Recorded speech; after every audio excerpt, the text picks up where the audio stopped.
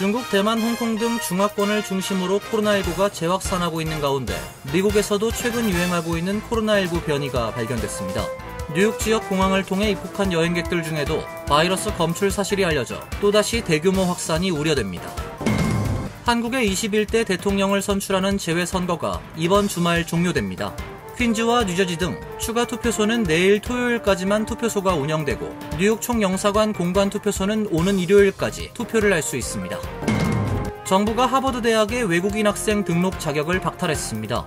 하버드대는 정부 지침이 교육의 자율성을 침해한다며 갈등을 빚어왔는데 트럼프 행정부가 본격적으로 보복 칼날을 휘두른 모습입니다. 하버드대는 신규 유학생을 받을 수 없을 뿐만 아니라 기존 학생들도 내보내야 합니다. 월스트리트 저널이 어제 정부가 주한미군 4,500명을 축소할 계획이란 보도를 하면서 한반도 정세 불안이 고조됐는데요. 국방부가 하루 만에 사실이 아니라고 밝혔습니다. 지난 3월 그랜드 캐년 방문 후 실종돼 사고사한 것으로 추정됐던 한국인 가족 3명 중 2명의 사망이 공식 확인됐습니다. 실종된 지 71일 만입니다. 이상은 오늘의 주요 뉴스입니다. 시청자 여러분 안녕하십니까? KBN 뉴스입니다. 중국, 대만, 홍콩 등 중화권을 중심으로 코로나19가 재확산하고 있는 가운데 미국에서도 최근 유행하고 있는 코로나19 변이가 발견됐습니다. 뉴욕 지역 공항을 통해 입국한 여행객들 중에도 바이러스 검출 사실이 알려져 또다시 대규모 확산이 우려됩니다. 질병통제예방센터는 공항 검색 프로그램은 최근 중국에서 유행하고 있는 XDV 계열의 NB181 변이 바이러스가 미국에서도 발견됐다고 밝혔습니다. CDC 공항 검색 파트너인 생명공학회사 바이오웍스의 통계를 보면 캘리포니아, 워싱턴주, 버지니아, 뉴욕 지역 공항에 도착한 여행객들 사이에서 NB181 변이와 관련된 사례가 보고됐습니다. 검사는 지난달 22일부터 이달 12일 사이에 입국한 여행객들을 대상으로 이루어졌으며 이들은 일본, 한국, 프랑스, 태국, 네덜란드, 스페인, 베트남, 중국, 대만 여행을 마치고 입국한 자입니다. 이 밖에도 오하이오, 로드아일랜드, 하와이 등 다른 공항에서도 NB181 변이 관련 사례가 보고됐습니다. 캘리포니아와 워싱턴주에선 이미 지난 3에서 4월 초 사이 첫 사례가 나왔습니다. 전문가들은 현재 중국에서 유행하고 있고 다른 아시아 지역에서 확진자가 증가하고 있는 이 변이를 면밀히 주시하고 있습니다. 홍콩은 지난 10일에서 17일 사이 환자가 977명 보고돼 지난해 여름 유행 정점 796명보다 높은 발생률을 보였습니다. 양성률은 20주차에 13.80%로 1년 새 최고치를 찍었습니다. 사망자를 포함한 코로나19 중증 환자는 27명을 기록했습니다. 홍콩은 대중교통이나 혼잡한 장소에서 주민들에게 마스크를 착용할 것을 권고했습니다. 대만과 싱가포르에서도 증가세가 나타나고 있습니다. 대만은 20주차에 코로나19로 인한 외래 및 응급실 방문자 수가 19,097명으로 전주보다 91.3%나 늘었습니다. 중국 연구자들은 NB181은 기존 변이와 비교해 면역체계를 회피하는 능력이 뛰어나진 않지만 인간 세포에 결합하는 능력이 더 뛰어나 전염성이 더 강할 수 있다고 밝혔습니다. 한국의 21대 대통령을 선출하는 재외선거가 이번 주말 종료됩니다. 퀸즈와 뉴저지 등 추가 투표소는 내일 토요일까지만 투표소가 운영되고 뉴욕 총영사관 공관 투표소는 오는 일요일까지 투표를 할 수 있습니다. 뉴욕 총영사관 재외선관위에 따르면 어제 오후 5시 마감 기준 누적 투표 인원은 2,176명으로 뉴욕 총영사관 관할 지역 전체 등록 유권자 8,505명 대비 약 25.5%의 투표율을 기록했습니다. 지난 2022년 20대 대선 당시 사흘째 기록한 투표율 약 21.5%보다 4%포인트 높은 수치입니다. 투표 사흘째부터 퀸즈와 뉴저지의 추가 투표소 3곳의 운영이 시작되면서 투표율이 급등해 어제 하루 동안 1,261명이 투표에 참여했습니다. 투표소별로는 맨하탄 공관 투표소 292명, 퀸즈 베이사이드 투표소 305명, 뉴저지 팰리세이즈 팍 투표소 498명, 뉴저지 테너플라이 투표소는 266명을 기록했습니다. 21대 대선 재외선거는 이번 주 일요일 종료됩니다. 특히 퀸즈와 뉴저지 지역 두 곳에 설치된 추가 투표소는 내일까지만 투표를 할 수 있습니다. 반면 맨해튼 뉴욕 총영사관에 설치된 공관 투표소는 마지막 날인 이번 주 일요일까지 투표소를 운영합니다. 투표소 운영 시간은 오전 8시부터 오후 5시까지입니다. 정부가 하버드 대학의 외국인 학생 등록 자격을 박탈했습니다. 하버드대는 정부 지침이 교육의 자율성을 침해한다며 갈등을 빚어왔는데 트럼프 행정부가 본격적으로 보복 칼날을 휘두른 모습입니다. 하버드대는 신규 유학생을 받을 수 없을 뿐만 아니라 기존의 학생들도 내보내야 합니다. 국토안보부는 어제 보도자료에서 크리스티놈 장관이 하버드대의 유학생 및 교환 방문자 프로그램 인증을 취소하도록 국토안보부에 지시했다며, 이는 하버드대가 더 이상 외국인 학생을 등록할 수 없고 기존의 학생들은 반드시 전학 가야 하며 그렇지 않을 경우 법적 지위를 상실한다는 의미라고 발표했습니다. 하버드대가 반유대주의 행태를 보이고 중국 공산당과 결탁했으며 주로 유학생들이 이러한 과정을 주도했다는 이유를 들었습니다.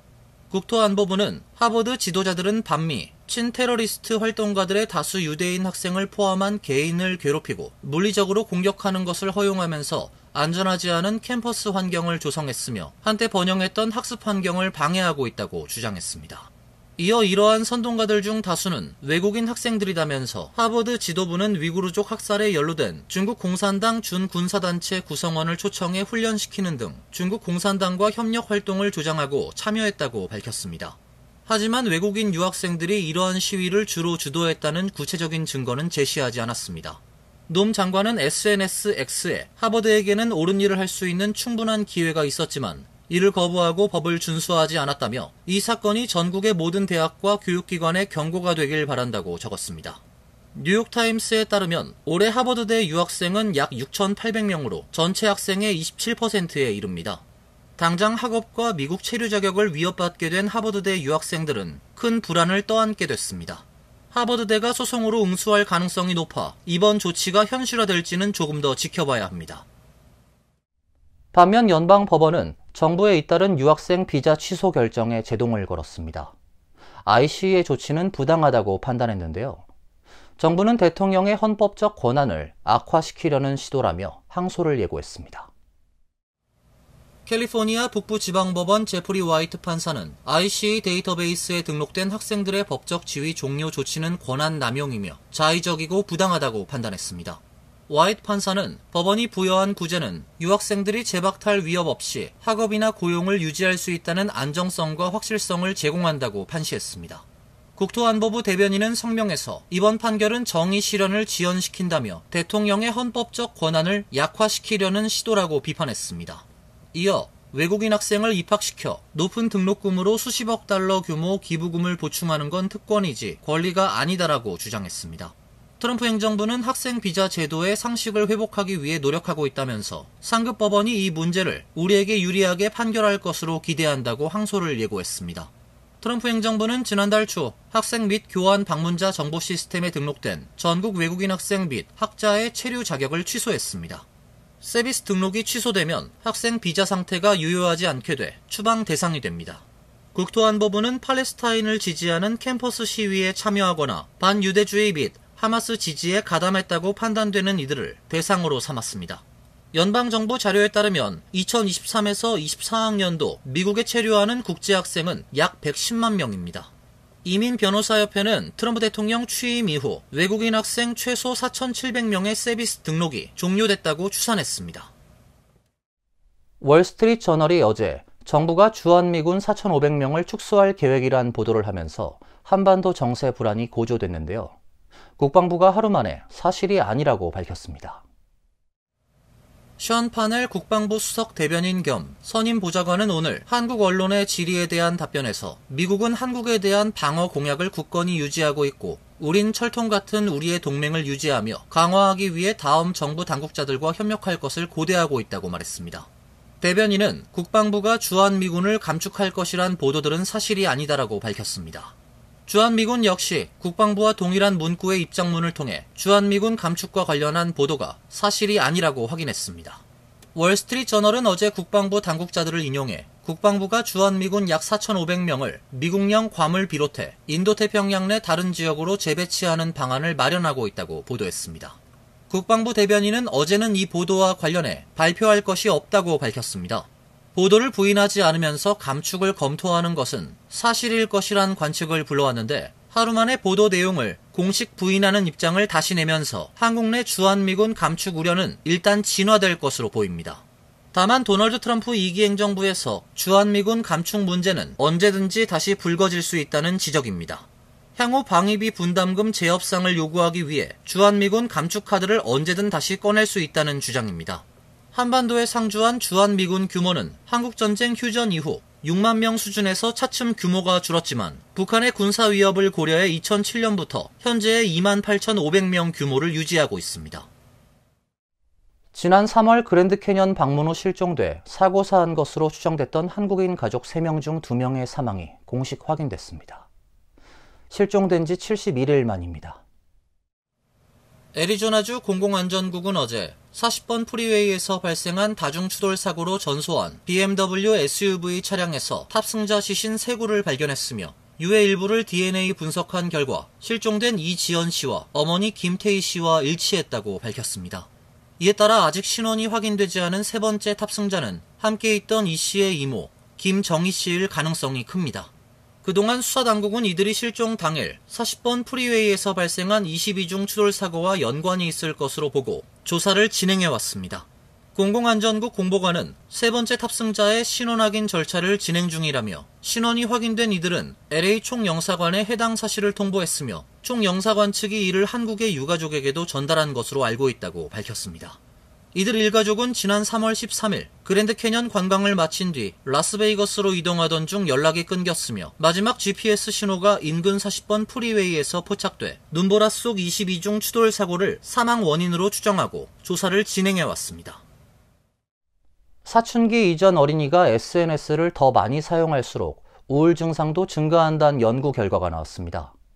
그러나 우울한 아이들이 SNS를 더 많이 사용하진 않는 것으로 나타났습니다. 샌프란시스코 캘리포니아대 제이슨 나가타 교수팀은 미국 의사협회 학술지에서 9에서 10세 어린이 12,000여 명의 SNS 사용과 우울증 간 연관성을 추적 관찰해 이런 사실을 발견했다고 밝혔습니다. 나가타 교수는 소셜미디어가 우울증을 유발하는지 아니면 단지 기저의 우울 증상을 반영하는지에 대한 논쟁이 계속되고 있다며 이 결과는 SNS가 우울 증상 발생에 기여할 수 있다는 증거라고 말했습니다. 연구팀은 이 연구에서 2016년 10월에서 2018년 10월 21개 연구기관이 진행한 청소년 뇌인지 발달 연구에 참여한 9에서 10세 어린이 11,876명을 대상으로 SNS 사용 시간과 우울 증상 등 관계를 3년간 추적 관찰했습니다. 연구기관의 아이들의 SNS 사용 시간은 하루 평균 7분에서 73분으로 증가했으며 이들의 우울 증상은 35% 증가한 것으로 나타났습니다. SNS 사용 시간과 우울 증상의 관계를 분석한 결과 연구 1년차에서 2년차 기간과 2년차에서 3년차 기간에서 모두 SNS 사용 시간이 평균치를 넘어서서 증가할 경우 우울 증상도 유의미하게 증가한 것으로 나타났습니다. 그러나 역으로 우울 증상이 SNS 사용 시간을 증가시키는 연관성은 관찰되지 않았습니다. 나가타 교수는 SNS가 왜 우울 증상을 증가시키는지는 명확하지 않지만 이전 연구들은 SNS 사용 중 겪는 사이버 괴롭힘이나 수면 방해 등이 영향을 미칠 가능성을 시사한다고 말했습니다. 도널드 트럼프 대통령이 통화 가치보다 만드는 데 더 큰 비용이 드는 1센트 페니 동전의 주조를 중단할 것을 명령한 가운데 재무부가 내년 초까지 1센트 동전의 신규 유통을 완전히 중단키로 했습니다. 월스트리트 저널은 200년 이상 사용된 1센트 동전이 단계적으로 퇴출되게 됐다고 보도했습니다. 재무부는 1센트 동전의 생산이 중단되면 일정 기간 이후 시장에 1센트 동전이 부족하게 되면서 사업체들이 가격을 5센트 단위로 맞추기 위해 가격을 올리거나 내리는 조치를 취하게 될 것이라고 밝혔습니다. 트럼프 대통령은 지난 2월 제조 비용을 이유로 재무부 장관에게 1센트 동전에 대한 주조를 중단할 것을 지시했습니다. 조폐국은 현재 보유하고 있는 아무것도 새겨져 있지 않은 빈 동전을 소진하면 1센트 동전 주조를 중단할 예정이라고 월스트리트 저널은 보도했습니다. 조폐국은 이번 달에 마지막 빈 동전을 주문했습니다. 조폐국은 1센트 동전을 만들지 않을 경우 재료 비용 절감을 통해 연간 5,600만 달러를 절약할 수 있을 것으로 보고 있습니다. 1센트 동전 한 개의 주조 비용은 약 3.7센트입니다. 실제 1센트 동전이 많이 사용되지 않는 것도 정부가 퇴출을 결정한 이유로 꼽힙니다. 연준에 따르면 현재 유통 중인 동전의 60%는 동전통에 보관돼 있습니다. 또 연간 6,800만 달러의 동전이 버려지고 있습니다. 동전 퇴출을 비롯한 화폐 생산 규칙 설정 등은 연방의회의 권한입니다. 다만 재무부는 신규 주조를 중단할 수 있는 권리는 재무부에 있다고 밝혔습니다. 이어서 간추린 소식입니다. 파이낸셜 타임스가 분석한 영국 내무부 통계에 따르면 올해 1에서 3월 미국 국적자 1,930여 명이 영국 시민권을 신청했습니다. 분기 집계로는 사상 최다 인원이며 전분기 대비 12% 늘어났습니다. 이민 전문 변호사들은 미국의 정치적 불안정 탓에 영국 비자와 시민권에 대한 문의가 급증했으며 특히 트럼프 대통령의 관세 발표 이후 미국 전문직 종사자의 관심이 커졌다고 전했습니다. 많은 사람들이 두려움, 실망, 금융 안정성을 위해 미국을 떠나고 있다며 무엇보다도 개인의 안전에 대한 두려움이 크다고 전했습니다. 영국의 학업 비자를 신청한 미국인도 지난해 1분기보다 9.6% 늘었습니다. 트럼프 1기 행정부 때도 영국에 이주한 미국인이 많았는데 이들이 시민권 자격 요건을 채운 것도 원인일 수 있습니다. 메모리얼데이 연휴를 맞아 뉴욕과 뉴저지 일대에서 음주운전 단속이 대대적으로 펼쳐집니다. 뉴욕주 경찰에 따르면 메모리얼데이 연휴 시즌이 시작되는 오늘부터 26일까지 뉴욕주 전역의 일반 도로와 고속도로에서 음주운전 단속은 물론 과속, 안전벨트 미착용, 난폭운전, 미등록 차량 등 각종 운전 관련 범법 행위를 집중 단속합니다. 특히 주요 도로 곳곳에 체크포인트를 설치하는 것은 물론 일반 차량으로 위장된 경찰차를 대거 동원해 음주운전 차량과 과속 차량 등을 색출한다는 계획입니다. 뉴욕시도 이 기간 평소보다 많은 경찰 인력을 추가 투입해 대대적인 음주운전 차량 단속에 나설 계획입니다. 캘리포니아주 샌디에이고에서 개인 비행기가 주택가에 추락해 3명이 사망했습니다. AP통신에 따르면 22일 새벽 4시께 샌디에이고의 해군 소유 주택단지에 개인 소유 비행기가 추락했습니다. 이 사고로 주택 10여 채 이상이 파손되고 도로에 주차된 차량 6대가 전소됐습니다. 100명 이상의 주민들은 인근 초등학교로 대피했습니다. 사고가 발생한 지역에는 이날 새벽부터 짙은 안개가 끼어 있었던 것으로 알려지고 있습니다. 연방교통안전위원회와 연방항공청은 공동으로 사고 원인을 조사하고 있습니다. 전미부동산 중개인협회에 따르면 4월 기존 주택 판매는 3월 대비 0.5% 감소해 연율 환산 400만 건으로 집계됐습니다. 2009년 이후 최저 수준이며 작년 4월과 비교하면 판매량이 2% 감소했습니다. 협회 수석 경제학자 로렌스 유는 지난 3년간 주택 판매는 정상 수준의 75% 수준을 유지해왔다며 잠재적 주택 수요는 계속 쌓이고 있지만 실현되지는 않고 있다고 말했습니다. 수요자들의 시장 진입을 결정짓는 주요 변수는 모기지 금리라며 금리가 수요자들의 구매력을 좌우한다고 강조했습니다. 지난달 주택 공급은 전월 대비 9% 증가해 작년 4월보다 약 21% 늘었습니다. 4월 말 기준 매물은 145만 채로 현재 판매 속도 기준으로 4.4개월치 공급량에 해당합니다. 5년 만에 가장 높은 수준입니다. 환율과 증권 소식입니다.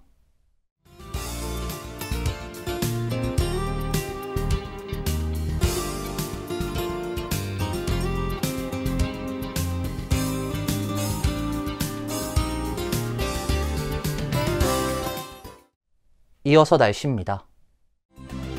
내일은 대체로 맑은 가운데 한두 차례 소나기가 예보돼 있습니다. 낮 최고 기온 61도, 섭씨 16도, 밤 최저 기온은 51도, 섭씨 11도로 예상됩니다. 일요일은 약간 구름이 끼는 맑은 날씨가 예상됩니다. 월요일에도 대체로 맑은 날씨가 예상됩니다. 이상으로 KBN 뉴스를 마칩니다. KBN과 함께 즐거운 시간 되시길 바랍니다.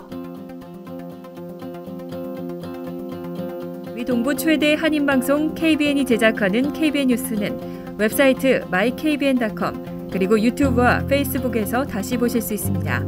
좋아요, 구독, 알림 설정은 뉴스 제작에 큰 도움이 됩니다.